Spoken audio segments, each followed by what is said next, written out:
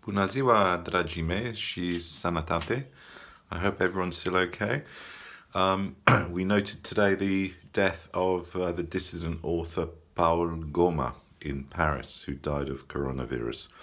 A famous dissident author born originally in Moldova, moved to Sibiu and then moved to Paris. He died as a stateless person, although the French government offered him citizenship along with Milan Kundera, but he didn't take it.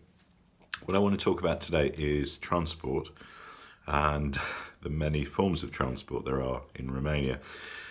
I drive in Romania and it is nerve-wracking.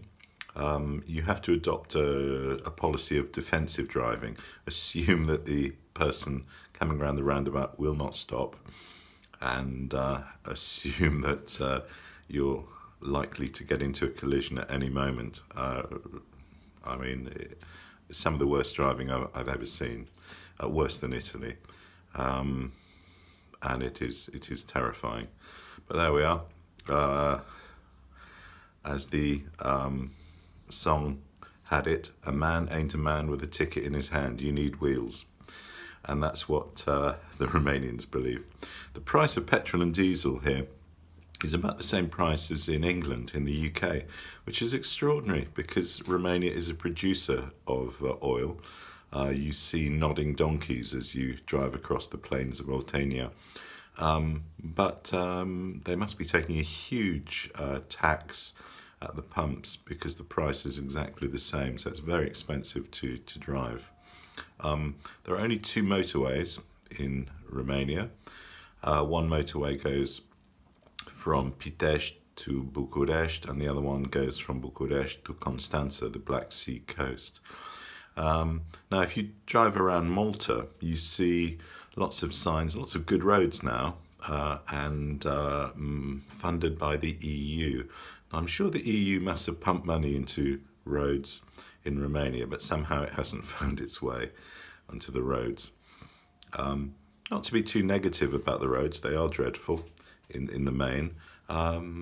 Top Gear, I think, voted two of the roads the best roads in Europe, and they're the roads in the mountains, the Transfăgăraș and the Transalpino, which are beautiful windy roads in the north of the country. Top Gear also drove underneath the Palace of the People, if you have seen that episode, and took their cars on a drive through the underground chambers.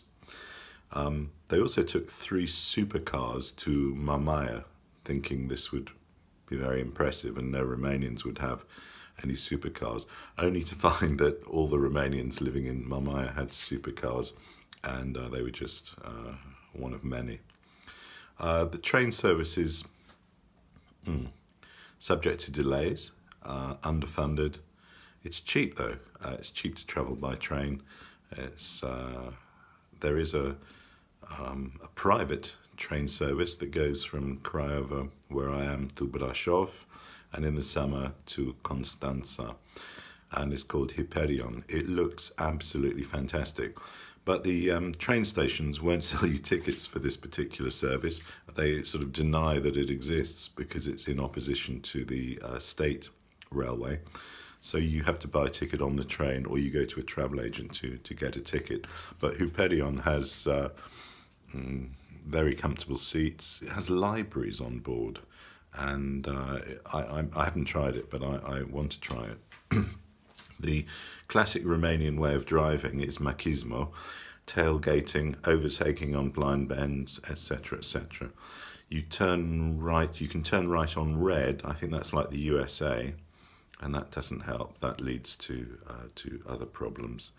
And level crossings don't always have barriers, so you look and see if there's a train, and then you go, hoping that the train isn't coming.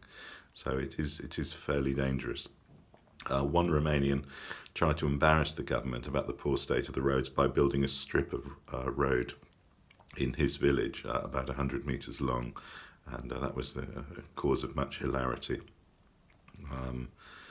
I was introduced to Romanian driving on my first visit when I was picked up at Otopeni, the airport in Bucharest, and driven to Craiova.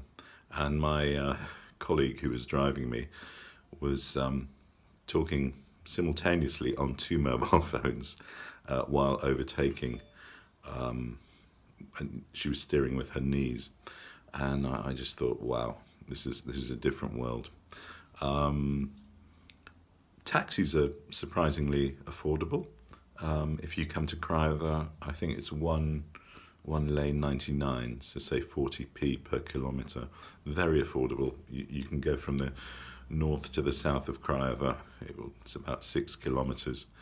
Won't cost you very much, so a lot of people take taxis. The buses are very good. They've just been renovated and are, I think, electric.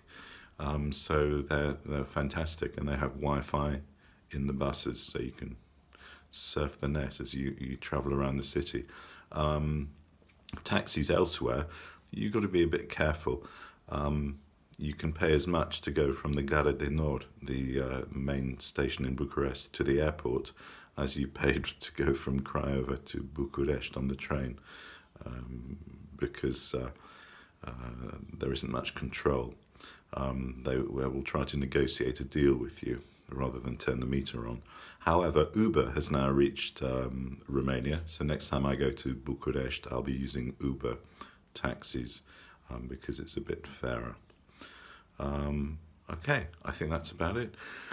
In the Ceausescu era, social cohesion was expected and was the goal of the society, and a party member was talking to the party secretary and said, well, I understand why people who tell jokes about the regime go to jail, and I understand why people who listen to jokes go to jail, but why do the others go to jail?